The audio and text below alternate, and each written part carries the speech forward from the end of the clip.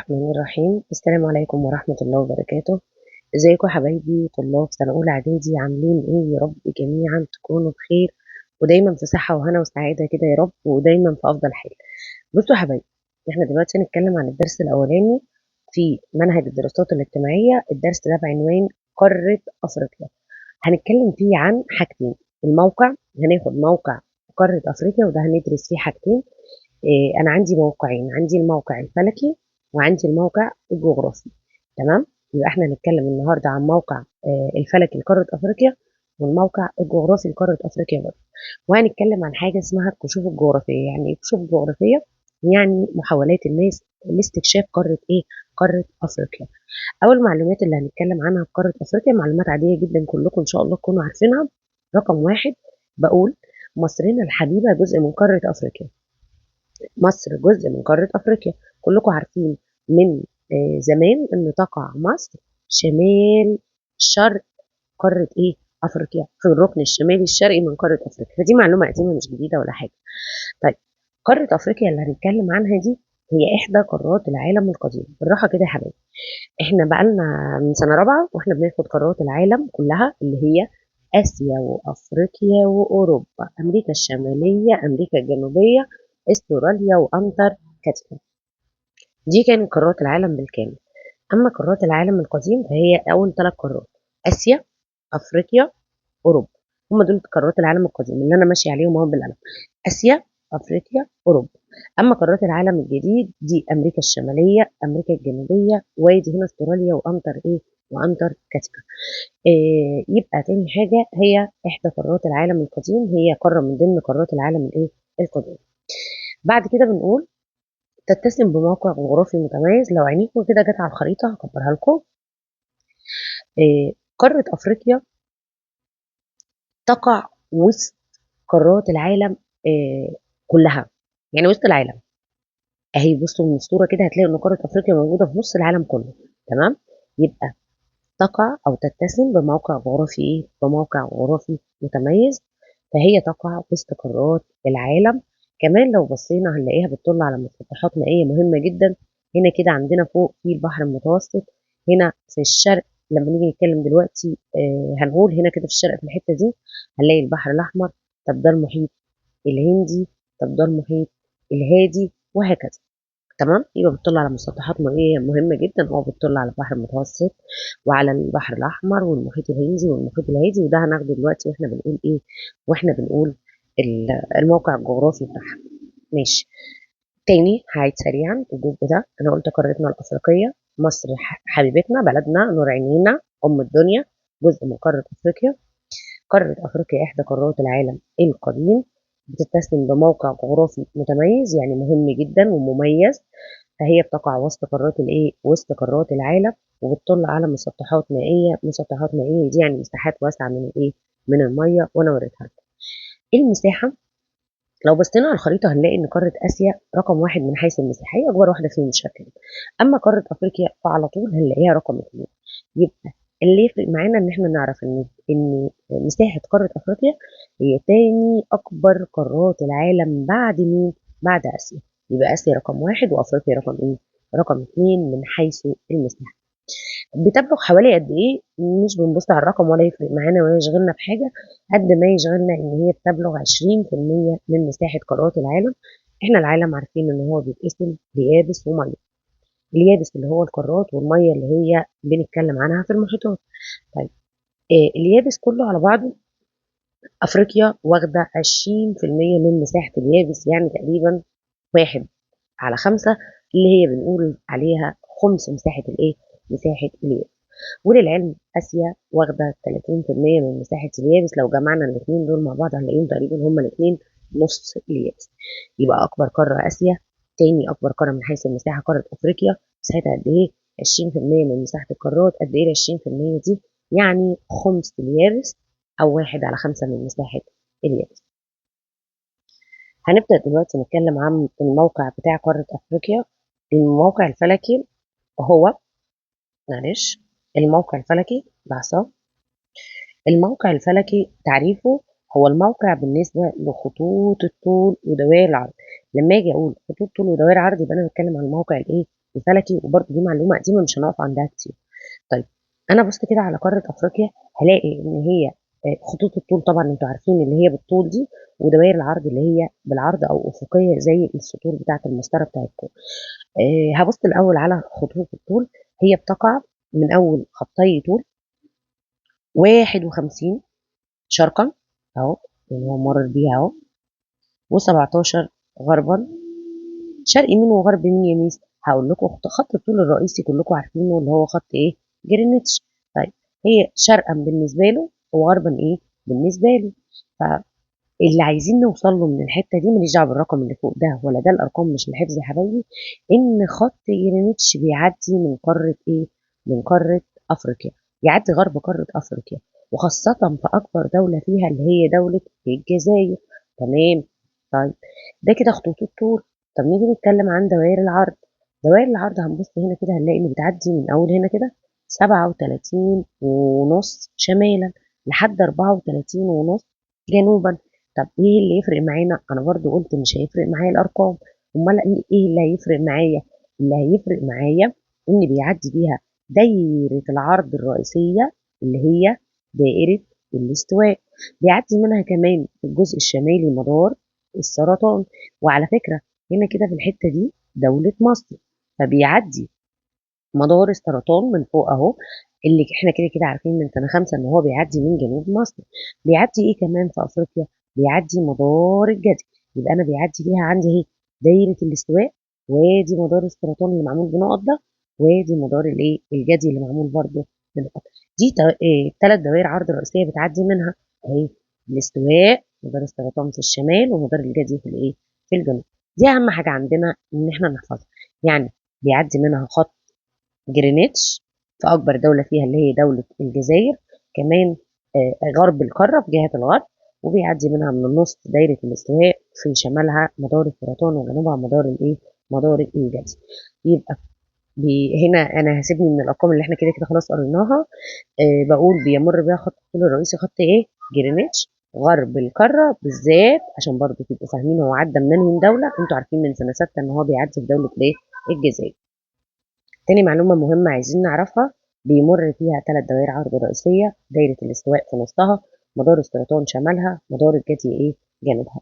وانا حاطها لكم في خريطة صغننة تحت اهي: دايرة الاستواء ومدار السرطان ومدار الجدي، وادي خط جرينتش اللي هو بيعدي هنا. تمام. بصوا بقى، هي تقريبا دايرة الاستواء تقريبا بتعدي من نصها، فانا عندي يعتبر نصها فوق ونصها تحت. لا، المساحة اللي فوق كبيرة، اتخن، اوسع، يعني اعرض زي ما قلنا في الحصه. فبقول ان تلتين مساحتها يقع في الجزء الشمالي، وتحت في الجزء الجنوبي رفنعه ما بتاكلش كتير. تلت الايه؟ تلت المساحه. يبقى تلتين مساحه قاره افريقيا موجوده في الجزء الشمالي من القاره، تخينه اهي، حته كبيره، انما تحت اهي رفيعه، فبنقول تلت المساحه موجوده في الايه؟ في الجزء الجنوبي. خلاص انا عندي برضو من الموقع الفلكي هحفظ التعريف، هحفظ التعريف بتاعها. يعني ايه الموقع الفلكي؟ هو الموقع بالنسبة لخطوط الطول ودوائر العرض، سيبكم من الأرقام خالص.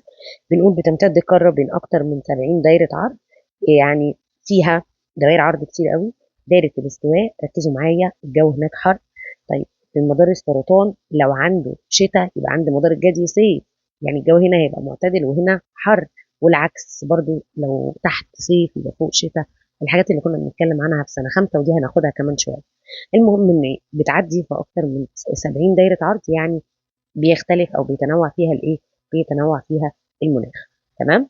بيمر بيها ثلاث دوائر عرض رئيسيه، قلنا في النص الاستواء، فوق مدار السرطان، وتحت مدار الايه؟ مدار الجدي. تلتين مساحه القاره اللي هي بيقول عليها باللغه العربيه ثلثي مساحه القاره في نصف الكره الشمالي. اما تلت مساحه القاره في الجزء الايه؟ في الجزء الجنوبي. تمام. دي المعلومات برضو اللي انا عايزاها من الجزئيه دي. طيب بصوا بقى يا حبايبي، بيقول لي ما النتائج المترتبة على الموقع الفلكي لقارة أفريقيا. على فكرة أغلب الملزمة عندكم هتلاقوني عاملة لكم كده السؤال بالأحمر والأسود جنب بعض والإجابة تحت منه. الموقع الفلكي بتاعها كبير، احنا لسه قايلين ان هي بتعدي من حوالي 70 درجة عرض، أو دائرة عرضية. دائرة عرضية يعني مساحة كبيرة وفيها مناخ متنوع. فيها دايرة الاستواء وفيها مدار السرطان وفيها مدار الجدي. النتائج المترتبة على كده، طبعا دايرة الاستواء انتوا عارفين المناخ عندها حر طول السنة. طيب مدار السرطان لو عنده صيف يبقى مدار الجدي عنده شتاء، يعني عكس بعض. يبقى هنا عندي الموقع الفلكي بتاعها ده ادى الى تنوع المناخ. وما دام هيتنوع المناخ، انا احفظ بقى الكلمتين الجايين زي ما هم. المناخ متنوع يبقى النباتات الطبيعية اللي موجودة في كل منطقة متنوعة، والحيوانات كمان اللي موجودة في كل منطقة غير التانية. الأماكن الحارة مفيش عندها حيوانات مثلا زي الأسد، الزرافة، الحيوانات دي. طب المناطق الصحراوية أو المناطق الحارة يعيش فيها جمل. المناطق المعتدلة يعيش فيها بقرة، جاموسة، أغنام. خلاص. يبقى لما يتنوع المناخ هتتنوع النباتات الطبيعية اللي بتطلع في الأماكن دي، وتنوع الحيوانات كمان اللي عايشه في المناطق دي، والمحاصيل الايه، والمحاصيل الزراعيه كمان بايه، بتتنوع. طيب ندخل بعد كده على الموقع الجغرافي لقاره افريقيا.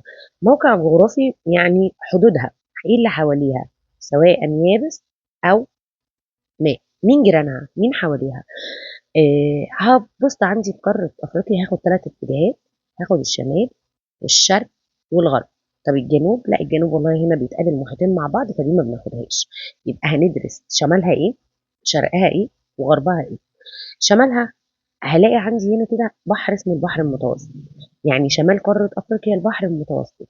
طب بيفصلها عن مين؟ بيفصلها عن قارة فوق منها هنا اسمها قارة أوروبا. يعني من جهة الشمال يحدها البحر المتوسط اللي بيفصلها عن قارة إيه؟ أوروبا، هو فاصل ما بينهم. من الشرق أنا عندي حاجتين. بحر إيه ده؟ كلكم عارفينه، البحر الأحمر. هنا في المحيط اسمه المحيط الهندي. طب البحر الأحمر والمحيط الهندي بيفصلوها عن قارة كبيرة كده الناحية دي اسمها قارة إيه؟ آسيا. شاطرين يا حبايبي. يبقى تاني أنا عندي يحدها من الشمال، هقول تاني أهو، البحر المتوسط. بيفصلها عن مين البحر المتوسط ده؟ بيفصلها عن قارة فوق هنا كده اسمها أوروبا. طب شرقها حاجتين، آدي البحر الأحمر وآدي المحيط الهندي. طب غربها عندي حاجة واحدة، غربها أهي، المحيط الأطلنطي. طب لو جيت قلت لكم المحيط الأطلنطي ده بيفصلها عن إيه؟ هتقولوا لي طبعا بيفصلها عن قارتين من الناحية دي. لحظة بس أكمل المسيرة بتاعتها بسرعة. بيفصلها عن قارتين الناحية دي، واحدة هنا اسمها أمريكا الشمالية، وتحت منها أمريكا الإيه؟ الجنوبية. خلاص. يبقى تاني، الشمال البحر المتوسط. ملحوظة بس لولادي حبايبي، لما نيجي نحفظ الخريطة احنا بنحفظ الخريطة من هنا. يعني معلومات الخريطة بحفظها من هنا، ما بحفظش معلومات الخريطة خالص من الكلام ده، بحفظها من هنا. يحدها من الشمال البحر المتوسط، يفصلها عن مين؟ أوروبا. يحدها من الشرق البحر الأحمر والمحيط الهندي، يفصلوها عن مين؟ آسيا. يحدها من الغرب المحيط الأطلنطي، بيفصلها عن مين؟ أمريكا الشمالية وأمريكا الإيه؟ وأمريكا الجنوبية. لو عينيكوا حفظت من على الخريطة عمركم ما هتنسوا المعلومة. غير الكلام ده، الكلام ده ممكن يتنسي. احنا هنأكده تاني دلوقتي أهو. شمالها البحر المتوسط بيفصلها عن أوروبا. شرقها البحر الأحمر والمحيط الهندي بيفصلوها عن آسيا. غربها المحيط الأطلنطي بيفصلها عن قارة أمريكا الشمالية وأمريكا الإيه؟ الجنوبية. طيب لو جينا وحبينا نشوف شوية معلومات كده عن أفريقيا، بتقرب من مين، بتبعد عن مين، طب قريبة منهم فين؟ أكيد قريبة، مش مني ومنكم، قريبة من القارات اللي حواليها. فلو جينا بصينا هي قريبة من قارة أوروبا فين بالظبط؟ هلاقي هنا كده حتة ضيقة اسمها مضيق جبل طارق. يعني بتقترب أفريقيا من قارة أوروبا عند مضيق جبل طارق. طيب احنا لسه قايلين ان اللي بيفصل افريقيا عن اسيا البحر الاحمر والمحيط الهندي. يبقى لما اجي اقول اسيا وافريقيا بيفصلهم عن بعض البحر الاحمر والمحيط الهندي. طب بيقتربوا فين؟ عند مضيق هنا انتوا عارفينه برضو من السنه اللي فاتت اسمه مضيق باب المندب. بيلتصقوا بقى اسيا وافريقيا فين بالظبط؟ اكبر كده هنا في الحته دي عند شبه جزيره ايه؟ عند شبه جزيره سيناء. على فكره يعني كلام في سركم، جزء كبير من سيناء موجود اصلا في قاره مين؟ في قاره اسيا. خلاص يا حبايبي. يبقى تاني احنا عايزين نعرف شويه معلومات افريقيه، فبقول ان بتقترب قاره افريقيا من قاره اوروبا عند مضيق جبل طارق اللي انتوا عارفينه من السنه اللي فاتت، وبتقترب من قاره اسيا عند مضيق باب المندب، وبتتصل بقاره اسيا عند شبه جزيره ايه؟ سيناء. طب احنا خدنا من شويه ان النتائج المترتبه على الموقع الفلكي، السؤال ده مهم جدا. ادى الى موقع فلكي، يعني تنوع دوائر عرض يبقى تنوع مناخ، تنوع نباتات، تنوع حيوانات، وتنوع محاصيل زراعية. النتائج المترتبة بقى على الموقع الجغرافي المميز ده. خد بالك إن قارة أفريقيا إحنا لسه قايلين في الصفحة اللي فاتت بتطل على مسطحات مائية مهمة جدا، عندها مية حواليها، بحر متوسط، بحر أحمر، محيط هندي، محيط أطلنطي. كمان في ممرات، الممرات دي يا حبايبي اللي هي بقول عليها المضايق. الممرات دي يعني ممر كده يعديك من ايه، من ميه واسعه لميه واسعه، تمام، ادى الى تحكمها في طرق التجاره العالميه. معلومه يا حبايبي، اللي عايز حتى يتاجر او يروح يبيع ويشتري من قاره اوروبا لقاره اسيا اللي لازقين في بعض، اسهل له من انه ياخد البضايع على جمال او على عربيات او في قطارات، ينزل بيها الميه في البحر المتوسط اللي برضه بتشرف عليه قاره مين؟ قاره افريقيا، ويعدي يروح لاسيا، او يعدي عايز يروح اسيا من ناحيه الهند، هينزل البحر الاحمر كمان، وهيعدي من مضيق باب المندب، وبعد كده يروح يطلع المحيط الهندي ويروح على الايه؟ على الهند. كل دي معلومات بس مع الوقت انا هعرفها لكم بالراحه. اهم حاجه الجزء اللي تحسوا ان انتم مش فاهمينه ارجعوا بيه شويه لورا وعيدوه تاني وركزوا فيه مره واثنين وثلاثه، الفيديو معاكم واسمعوه ايه؟ اسمعوه براحتكم. تمام. هندخل بقى يلا على الجزء اللي بعده.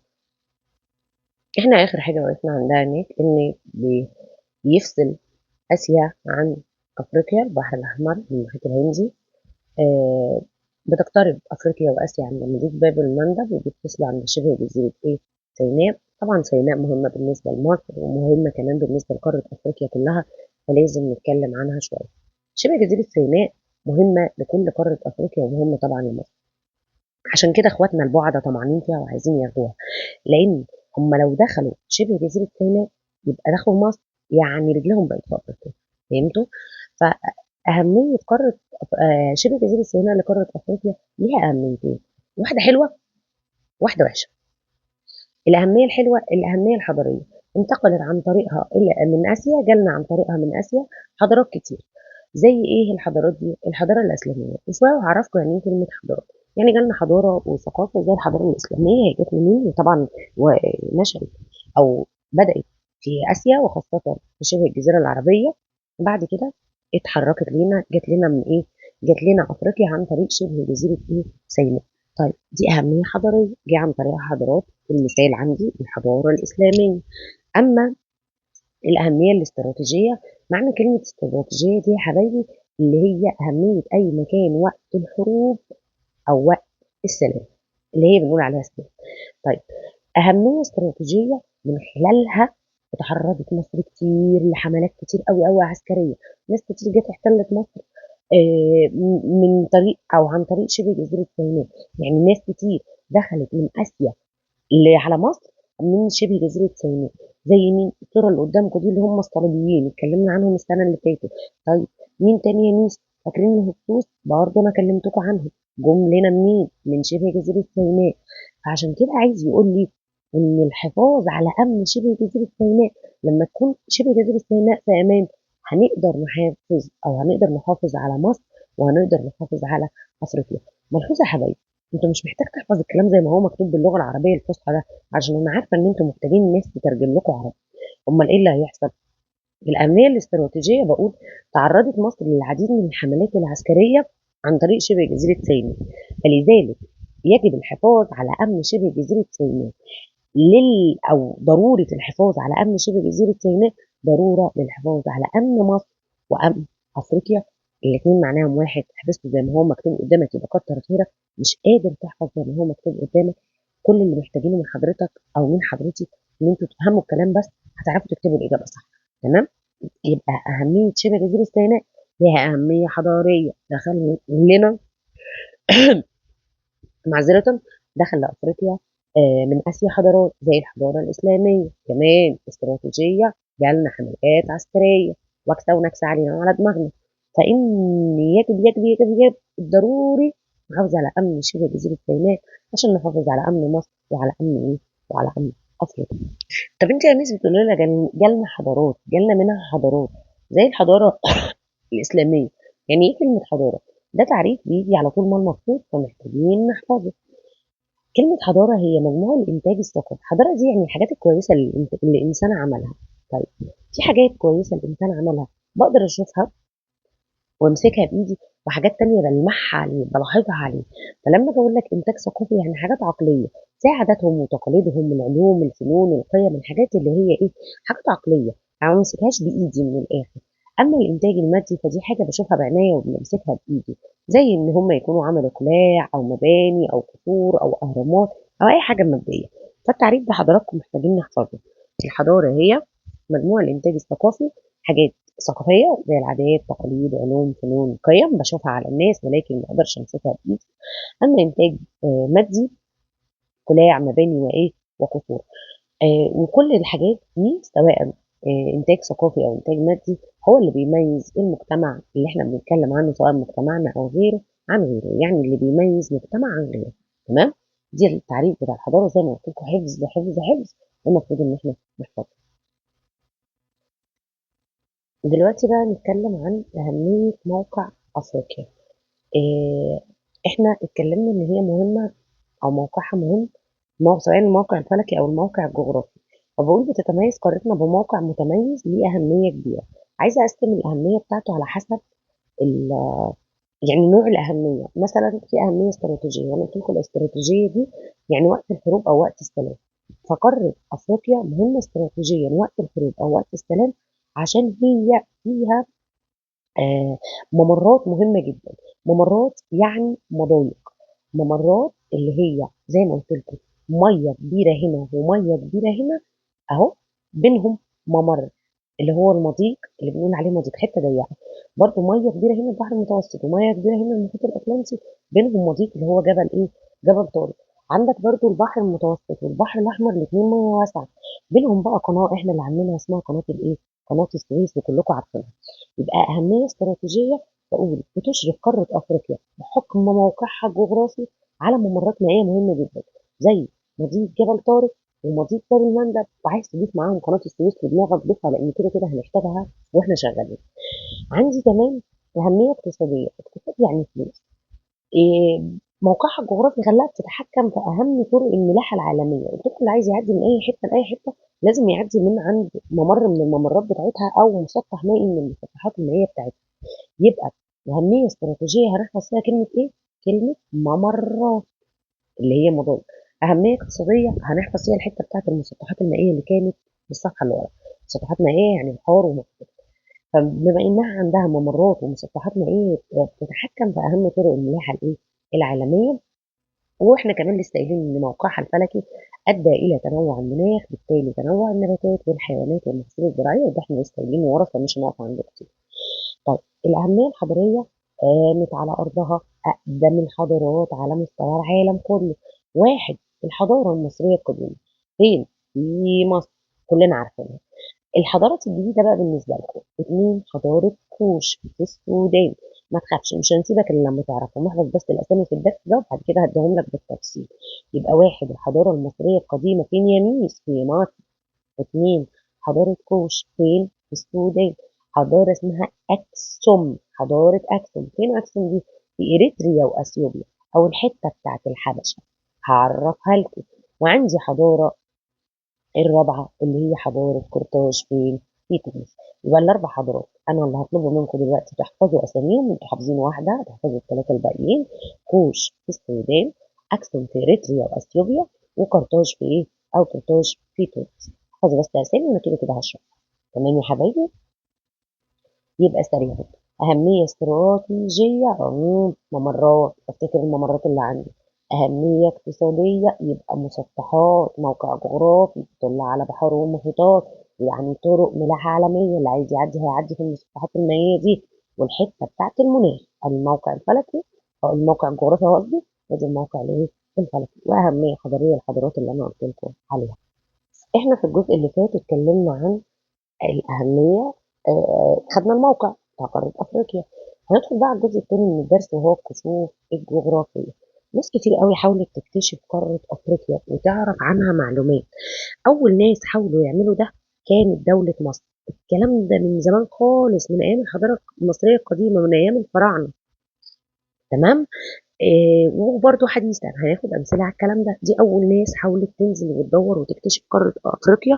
شوف جغرافيه يعني يكتشفوا الارض يا جماعه، يكتشفوا المكان، يعرفوا ايه اللي هنا، ايه الحتت دي، طب ايه فيها البلاد اللي فيها، ايه الخيرات اللي فيها. تاني الناس دورت حاولت تفكر، عندنا دور العرب. طب بعد كده جه مين؟ الاوروبيين، وهناخد كل الكلام ده بالتفصيل دلوقتي. يبقى اللي عملوا كشوف جغرافيه لقاره افريقيا وحاولوا يكتشفوها ويعرفوا عنها معلومات مصر والعرب، وبعد منهم الاوروبيين. دور مصر عندي زي ما قلت لكم هنقسمه قديما وحديثا. قديما يعني زمان قوي. انا عندي مثالين، واحد رحاله اسمه الرحاله حرخوف، محدش يعلق على اسمه لان دي اسامي الفراعنه ماليش دعوه بيها. يبقى رحاله اسمه ايه؟ حرخوف. وعندي ملك اسمه الملك نخاو الثاني. الرحاله حرخوف ده عمل 4 رحلات نحو الجنوب، نزل من مصر ب4 رحلات نحو الجنوب. قدر يوصل لفين مش مديني، هو كل اللي قاله ان هو من اوائل الرحاله المصريين اللي اكتشفوا اجزاء من قاره ايه؟ افريقيا. يبقى الرحاله حرخوف ده خد بعضه عمل كام رحله؟ 4 رحلات، لازم احفظ الرقم بتاعه. وصل لحد فين؟ والله قدر يكتشف اجزاء من قاره افريقيا، وهو من اوائل المصريين اللي حاولوا يكتشفوا قاره ايه؟ افريقيا. شكرا يا حرخوف. طب يلا نشوف الملك نخاو التاني. لا بقى ملك بقى، ملك ودنيا كويسه وحياه اقتصاديه كويسه. طب عمل ايه؟ بعت بعثه. يعني الرحاله راح بنفسه، انما الملك نخاو التاني بعت بعثه. البعثه دي هتعمل ايه؟ تدور حول قاره افريقيا. فخرجت البعثه دي من البحر الاحمر وفضلت تدور تدور تدور تدور لمده 3 سنين حوالين قاره ايه؟ افريقيا. مفيش استراحات يا حبايبي، دول كانوا بيدوروا جنب اليابس، فبينزلوا يريحوا في اي مكان هم عايزين يريحوا فيه طول ما هم ماشيين في الطريق. يبقى ارسل بعثه للدوران حول قاره افريقيا، بدات من البحر الاحمر ثم رجعت تاني من مضيق اللي هنا اسمه مضيق جبل طارق. استمرت كام سنه؟ استمرت 3 سنين. طيب الاماكن اللي قدر يوصل لها المصريين القدماء زمان، وصلوا للسودان عارفينها تحت مصر على طول، القرن الافريقي، الحته اللي هنا دي. شفتوا من شويه لما قلت لكم حضاره اكسوم كانت في اريتريا واثيوبيا، هي الحته دي ليها 3 اسامي. ليها كانوا بيقولوا عليها في الاول اريتريا واثيوبيا مع بعض، او بلاد الحبشه، او القرن الافريقي اللي هي بنقول عليها القرن مش القرن بتاع الخروف. ها. وعندي كمان وصلوا لحد غرب اوروبا افريقيا، ووصلوا لحد منابع النيل الاستوائيه اللي هي بتنبع من هنا كده من الحته دي، والسواحل الايه؟ الافريقيه. احنا وصلوا لاماكن كتيره قوي مش محتاجين نحفظها من باب الحفظ، بس عايزين نعرفها. من ضمن الاماكن اللي وصلوا لها السودان، القرن الافريقي، غرب افريقيا، منابع النيل الاستوائيه والسواحل الايه؟ الافريقيه. سريعا، دور مصر قديما باخد مثالين. رحاله قام ب4 رحلات اسمه الرحله حرخوف نحو الجنوب، وهو من اوائل المصريين اللي اكتشفوا اجزاء من قاره ايه؟ افريقيا. اما الملك مخاوي الثاني ده بعثه كبيره لف حوالين افريقيا، قعدت 3 سنين تلف، خرجت من البحر الاحمر ورجعت من مضيق جبل ايه؟ جبل طارق. طب في العصر الحديث، في العصر الحديث مش معناها ان هو في الايام اللي احنا فيها دي، لا، في العصر الحديث يعني قريب، مش ايام المصريين القدماء. عندي شخصين، محمد علي باشا ابويا، والخديوي اسماعيل حفيد محمد علي باشا. محمد علي باشا ده مش ابويا ولا حاجه يا عيال، انا ابويا اسمه محمد علي بس مش محمد علي ده. تمام. محمد علي باشا ده عمل ايه؟ بعت رحلات لاكتشاف منابع النيل. محمد علي باشا عشان تبقوا فاهمين هو كان راجل قوي جدا، عشان ما تفهموش بس من الاكتشافات بتاعته اللي كانت قليله ان هو ما كانش قادر يكتشف، لا هو كان راجل قوي جدا، بس كان عنده حروب وتوسعات ومشاكل كتير في اكتر من اتجاه، يعني كان بيتوسع في اكتر من اتجاه. فيا دوب بعت رحلات لاكتشاف منابع النيل، والرحلات بتاعته دي قدر من خلالها يكتشف النيل الابيض اللي هو في السودان، وكمان يرسم خريطه للنيل لحد جنوب الايه؟ السودان. كانت توسعته كده لحد هنا، النيل الابيض تحت السودان على طول، ولكن هو ما توسعش اكتر من كده، يعني ضم السودان لمصر وخلاها بقت تابعه ليها. تمام. دي كانت رحلات محمد علي. اما الخديوي اسماعيل كانت كل اتجاهاته واهتماماته على عكس محمد علي، كان موزعها شمال ويمين وشرق وغرب وفوق وتحت. انما الخديوي اسماعيل كل اهتماماته كانت بالجنوب، فعشان كده قدر يكتشف منابع النيل سواء الاستوائيه او اللي في هضبه الحبشه، او اللي هي ناحيه القرن الافريقي. قدر يكتشف منابع النيل، وده هناخده برضو في درس مستقل. منابع النيل وصل لحد النيل بينبع من فين، ووصل حكمه لحد جنوب دايره الايه، الاستواء. يعني كان توسعه اكبر من محمد علي. آه، في سؤال عندكم في الواجب بيقول لي: في العصر الحديث مين اللي بعت رحلات لاكتشاف النيل ورسم خريطة لحد جنوب السودان وكاتب التاريخ سنة 1839؟ فطبعا اللي عمل الكلام ده محمد علي. أما إسماعيل في السؤال بيسأل بيقول: وصل حكمه، حكم بالفعل لحد دايرة الإيه؟ لحد دائرة أو جنوب دايرة الاستواء كمان. ماشي، عشان تميزوا بس الشخصين عن بعض. اللي وصل حكمه لحد جنوب السودان، الحتة اللي تحتينا بالظبط اللي هي مصر والسودان، كان محمد علي. إنما اللي وصل بحكمه لحد جنوب دايرة الاستواء الخديوي إسماعيل. ندخل بقى دلوقتي على دور العرب. الكلام ده امتى؟ في العصور الوسطى. زمان، مش دلوقتي، يعني في الوقت او بعد ظهور الاسلام بحاجات بسيطه. في العصور الوسطى دي العرب كانوا متقدمين قوي قوي قوي قوي، واوروبا في الوقت ده كان عندها تخلف. ما كانتش اوروبا اللي انتوا بتسمعوا عنها دلوقتي او اوروبا اللي موجوده دلوقتي، كان عندها تخلف، يعني ما كانتش متقدمه زي العرب في الوقت ده. الجغرافيين والرحاله العرب، جغرافيين يبقى ناس بتعمل اكتشافات في الارض، ورحاله ناس برضه رايحه تعمل اكتشافات، المعنيين واحد. تمام.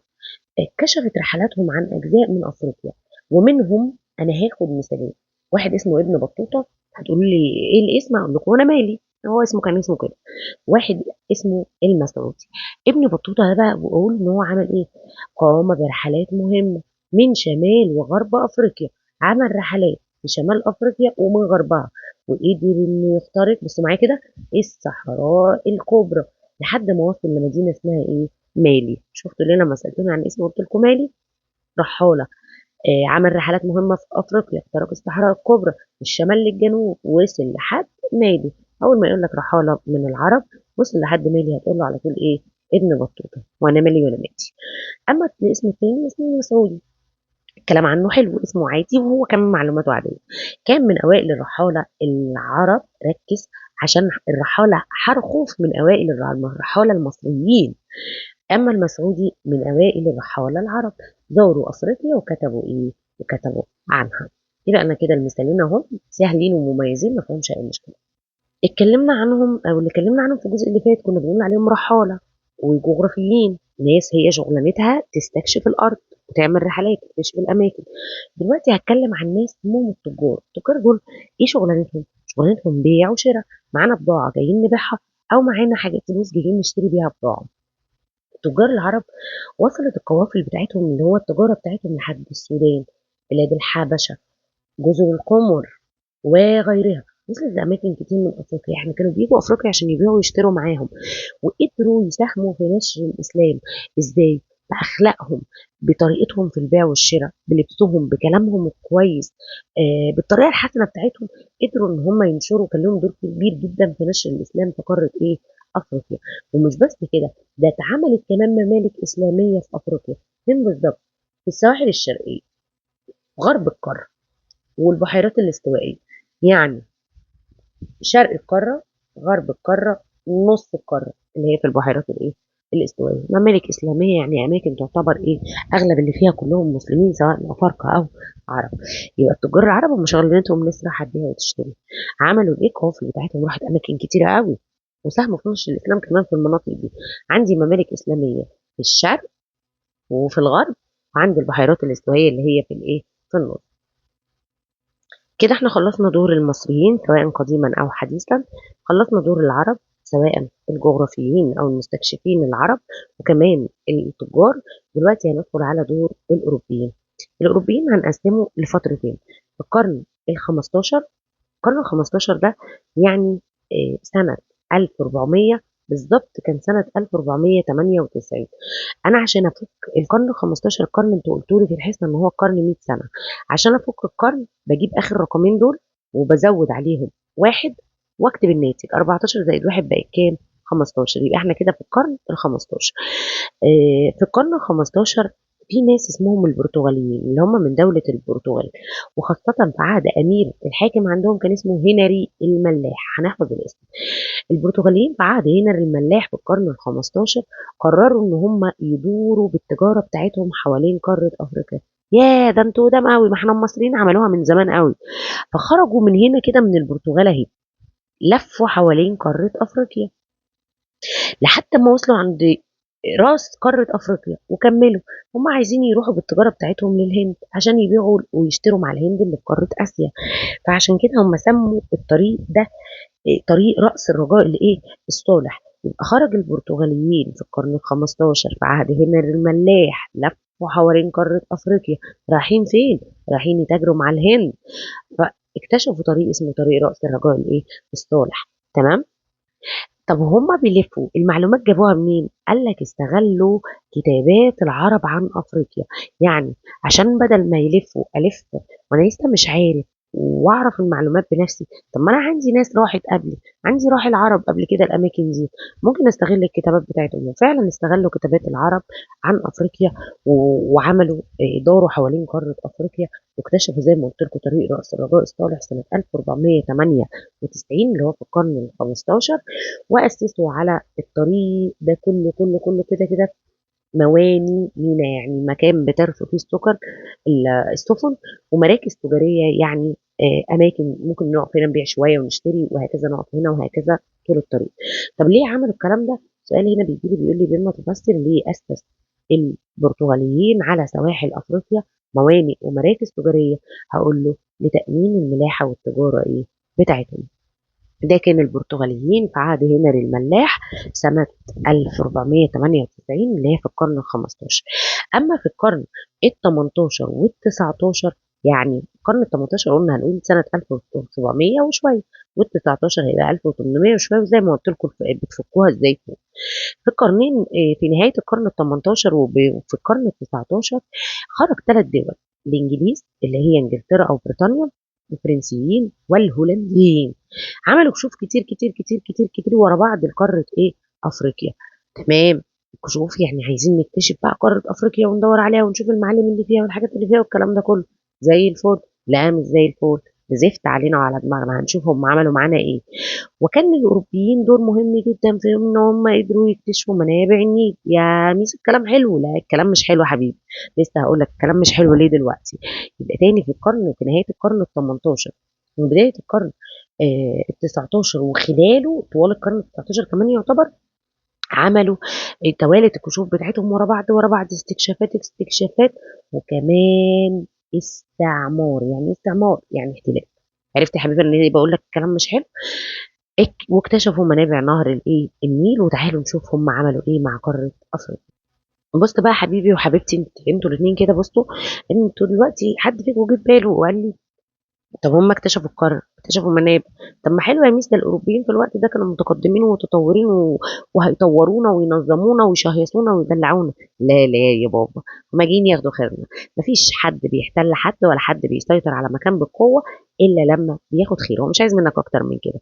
فبقول بما تفسر ليه اهتمت أوروبا بالكشوف الجغرافية لقارة أفريقيا؟ مش حبا في أفريقيا، ده انتوا بصوا هتلاقوهم تصارعت الدول الأوروبية، ده كانوا بيتخانقوا على إنهم يقسموا قارة إيه افريقيا. احنا عايزين نقسم كل واحد ياخد حته من التورته.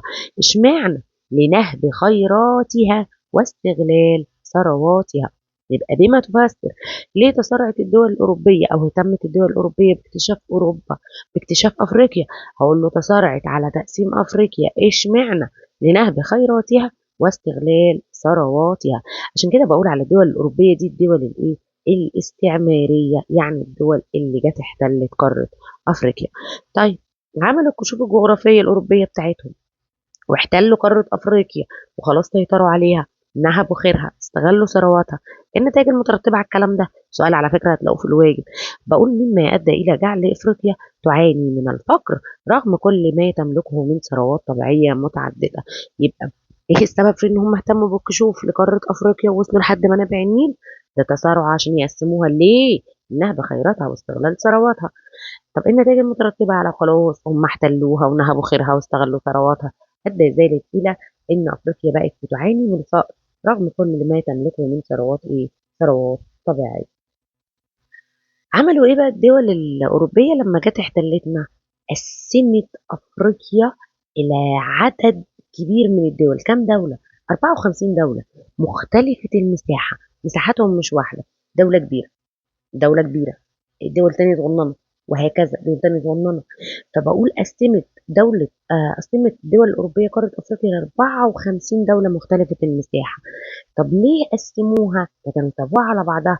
أقول لك لأ، في سياسة هم اتبعوها معانا، سياسة اسمها فرّق تسد. يعني إيه فرّق تسد؟ يعني لو أنتم شفتوا المثال بتاع لو جبنا عصاية لوحدها تتكسر بسهولة، طب لو جبنا مجموعة عصايات مع بعض وحاولنا نكسرها مش تتكسر، المثل ده اللي بيتعمل ده.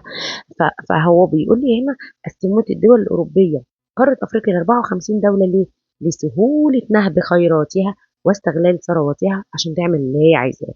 فأقامت الدول دي مستعمرات ليها.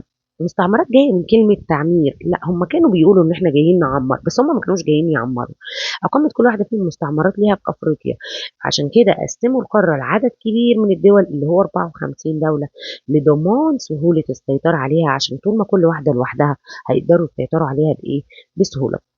أنا عندي أكبر دولة أفريقية دولة الجزاير، زي ما قُلت لكم من شوية بيعدّي منها خط إيه؟ جرينتش. وكمان مصر واحدة من أكبر وأهم الدول اللي في قارة إيه؟ أفريقيا. أدي مصر وأدي الجزائر. تمام؟ جهود مصر عشان تعمق العلاقات المصرية الأفريقية. يعني مصر بتعمل إيه عشان تخلي العلاقات ما بينها وبين كل الدول الأفريقية كويسة؟ وليه بتعمل الكلام ده؟ أولًا باقول مصر بتعمل جهود كتيرة جدًا، جدًا، جدًا عشان تجمّع تاني وحدة الدول الأفريقية مع بعض.